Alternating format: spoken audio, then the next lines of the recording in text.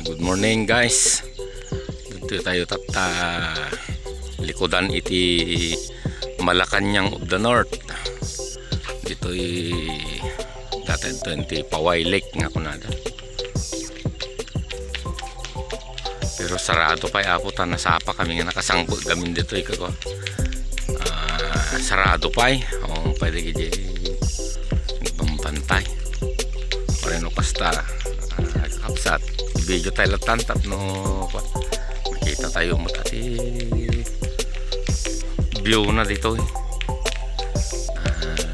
pagpapasyaran hindi ko turista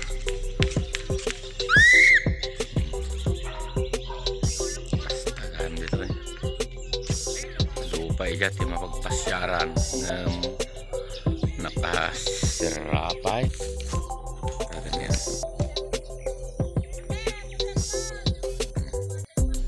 nagsapag i-share mo kanya yun dito may nagpasyaran tapos kami dito ayun lake dito bagbagadang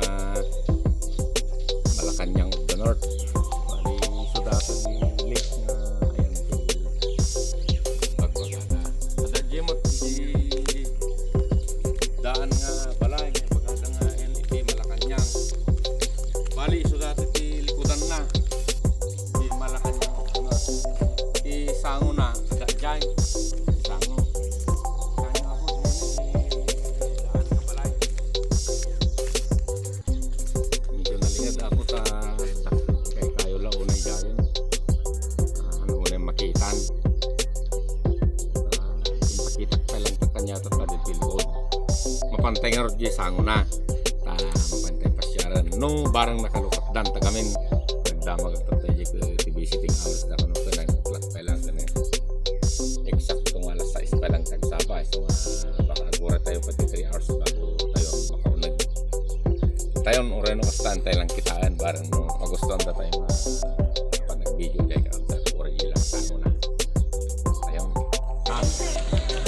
dito ka sabi di tuloy na i-video tayo tayo sa pag-upsat sa bigat na pantay dito dati isango na bali si dati si linggit na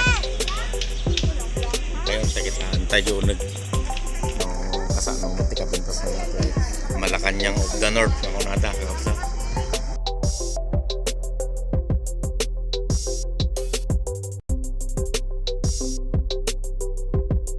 dali dati tayo nagti Malacanang of the North maamin view pasyaran tayo kita ni Apo Ferdinand Marcos Sr. Malaking na tao tayo kaya panuan tayo masyaran Madam First Lady Imelda Marcos.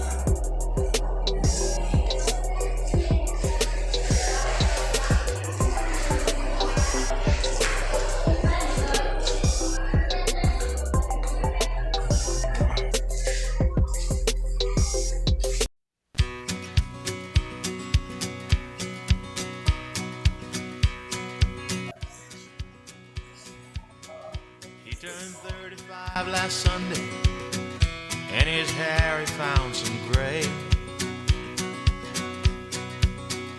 But he still ain't changed his lifestyle.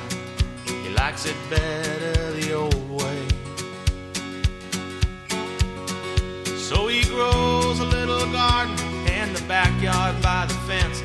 He's consuming what he's growing nowadays in self-defense. He gets out there in the twilight zone sometimes when it just don't make no sense. Yeah, he gets off on country music, cause disco left him cold. And he's got young friends and a new wave, but he's just too friggin' old. And he dreams at night of Woodstock and the day John Lennon died. How the music made him happy and the silence made him cry. Yeah, he thinks of John sometimes, and he has to wonder why. 'Cause he's an old hippie and he don't know what to do.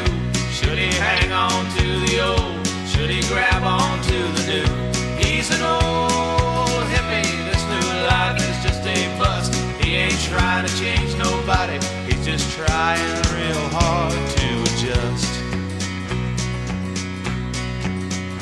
He was sure back in the 60s that everyone was hip. Then they sent him off to Vietnam on his senior trip. And they forced him to become a man while he was still a boy. And behind each wave of tragedy, he waited for the joy. Now this world may change around him, but he just can't change no more. 'Cause he's an old hippie and he don't know what to do. Should he hang on to the old? Should he grab on to the new? He's an old hippie, this new life is just a bust.